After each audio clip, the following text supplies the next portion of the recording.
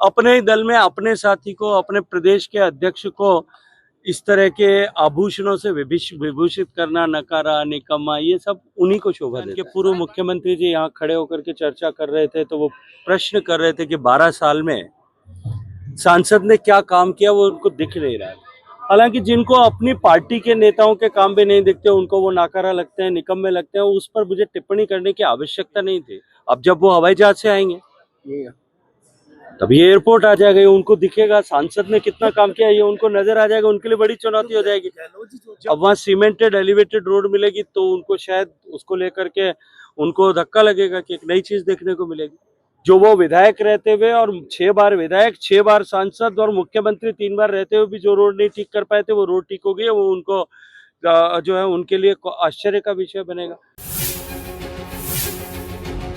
जोधपुर में नए airport terminal से आज पहली नियमित उड़ान का संचालन शुरू हो गया है।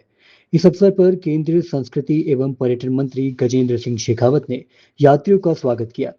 पहले यात्री को टिकट भेंट किया और केक काटकर इस ऐतिहासिक शुरुआत का उत्सव मनाया। उन्होंने कहा कि प्रधानमंत्री नरेंद्र मोदी द्वारा 4 जुलाई को उद्घाटित किए गए नए टर्मिनल से 12 जुलाई से नियमित विमान सेवाएं शुरू होने का वादा आज पूरा हो गया है। शेखावत ने कहा कि पिछले 12 वर्षों से इस परियोजना को पूरा करने के लिए लगातार प्रयास किए गए हैं। कई बाधाओं और चुनौतियों के बावजूद अब ये सपना साकार हुआ है। उन्होंने बताया कि उद्घाटन के समय कुछ लोगों ने सवाल उठाया था कि टर्मिनल का संचालन कब शुरू होगा, लेकिन उन्होंने उसी दिन स्पष्ट कर दिया था कि 12 जुलाई से नियमित उड़ानें शुरू हो जाएंगी। आज सुबह पहली उड़ान के साथ नया एयरपोर्ट पूरी तरह सक्रिय हो गया है और यात्रियों में आधुनिक टर्मिनल को लेकर उत्साह देखने को मिल रहा है। पूर्व मुख्यमंत्री अशोक गहलोत के बयान पर प्रतिक्रिया देते हुए शेखावत ने कहा कि यदि वे अब जोधपुर आएंगे तो नया एयरपोर्ट, आधुनिक रेलवे स्टेशन, 4 लेन सड़कें, एलिवेटेड रोड और बाईपास जैसे विकास कार्य स्वयं देख सकेंगे। हालांकि उन्होंने ये भी कहा कि अशोक गहलोत जोधपुर की शान है और वे उनके प्रति किसी भी प्रकार की असम्मानजनक टिप्पणी नहीं करना चाहते। उन्होंने कहा कि राजनीतिक मतभेद अपनी जगह है, लेकिन व्यक्तिगत सम्मान बनाए रखना उनकी प्राथमिकता है। उन्होंने कहा कि अपनी ही दल के नेताओं के लिए नाकारा और निकम्मा जैसे शब्दों का उपयोग करना गहलोत को ही शोभा नहीं देता, उन्हें नहीं। ऐसे में आइए जानते हैं कि शेखावत ने अपने बयान में और क्या कुछ कहा है। अभी अपेक्षा नहीं है और न आवश्यकता है।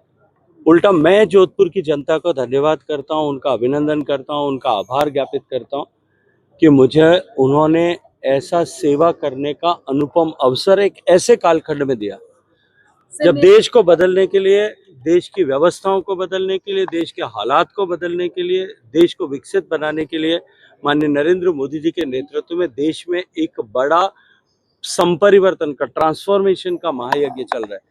तब जोधपुर की जनता ने मुझे जो आशीर्वाद दिया, मुझे लगता है जिस काबिल उन्होंने मुझे बनाया, उसके लिए एयरपोर्ट, ये रोड इंफ्रास्ट्रक्चर, एक जो है रेलवे का infrastructure, modernisation of railway, Jodhpur में जिस तरह की रेल की नई परियोजनाएं आई है, नई रेलें प्रारंभ हुई है, ये सब जो है उसकी तुलना में जोधपुर के लोगों ने जो मुझे सौभाग्य दिया, उसकी तुलना में अगर मैं जो है रीपे में उसको करने की बात करूं, अगर उसका प्रतिकार करने उसका बात करूं, तो मुझे लगता है कि वो कहीं भी उसका जो है मैं उसका उन लोगों का धन्यवाद, अभिनंदन नहीं कर सकता। मेरा जो उन्होंने मुझे सौभाग्यपूर्ण अवसर दिया था, उसका लेश मात्र केवल इसके माध्यम से मैं कर पाया हूँ।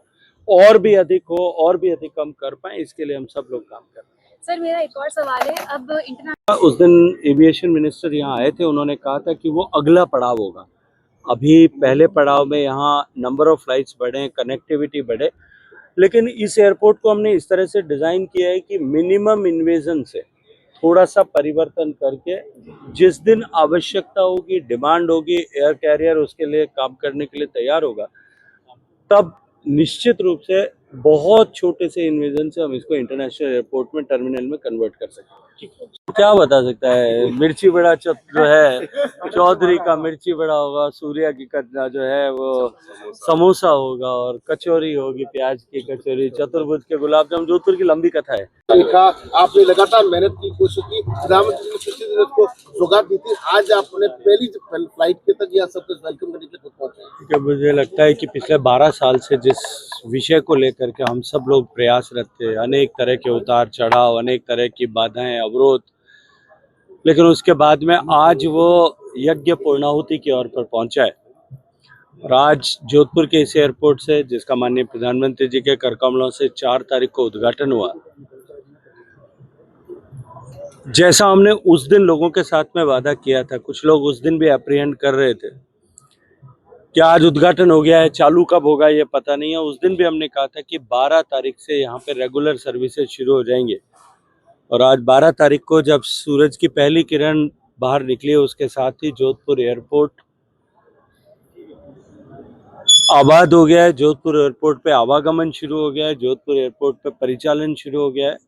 और यहाँ आज पहली फ्लाइट में जाने वाले पैसेंजर्स जिस तरह से खुश होकर के यहाँ इस एयरपोर्ट को देख रहे हैं, जिस तरह से एयरपोर्ट को निहार रहे हैं, मैं मानता हूँ कि ये जोधपुर आने वाले लोगों के लिए और जोधपुर से जाने वाले लोगों के लिए भी एक अच्छा अनुभव जो है जोधपुर का, जोधपुर के बारे में एक अच्छा अनुभव, जोधपुर के बारे में एक अच्छा एक्सपीरियंस जो है वो यहाँ से लेकर के हर आने और जाने वाला व्यक्ति यहाँ से जाएगा। सर, आपने एक सपना सजोया था कि जोधपुर ही नहीं, मेरे पूरे मारवाड़ वासियों को एक फ्लाइट मतलब यहाँ से लंबी उड़ानें मिलेगी।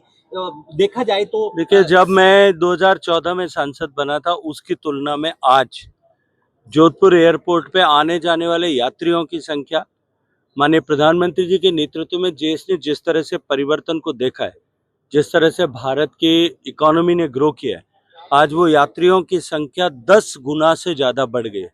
और जोधपुर एयरपोर्ट पर कुल परिचालन होने वाली हवाई जहाज़ों की संख्या भी, जो एक सप्ताह में जिसके आधार पर कैलकुलेट करते हैं, वो भी लगभग 10 गुना बढ़ गया है। आज जोधपुर देश के हर लगभग बड़े शहर से, केंद्र से कनेक्टेड है। जोधपुर विंटर सीजन में जोधपुर सभी महानगरों से कनेक्टेड है। और आने वाले समय में जिस तरह से हवाई जहाज़ों की संख्या देश में बढ़ रही है, आने वाले समय में जोधपुर की कनेक्टिविटी और भी अधिक बेहतर होगी। रोड की, एयर एविएशन के अतिरिक्त अगर मैं देखूं, हवाई यातायात के अतिरिक्त रेल को अगर मैं देखूं, पिछले 10 साल के 12 साल के कालखंड में 42 नई रेलें जोधपुर में शुरू हुई। मैं तो कल, अभी कुछ दिन पहले आप सब साथियों ने जब राजस्थान के पूर्व मुख्यमंत्री जी यहाँ खड़े होकर के चर्चा कर रहे थे, तो वो प्रश्न कर रहे थे कि 12 साल में सांसद ने क्या काम किया, वो उनको दिख नहीं रहा था।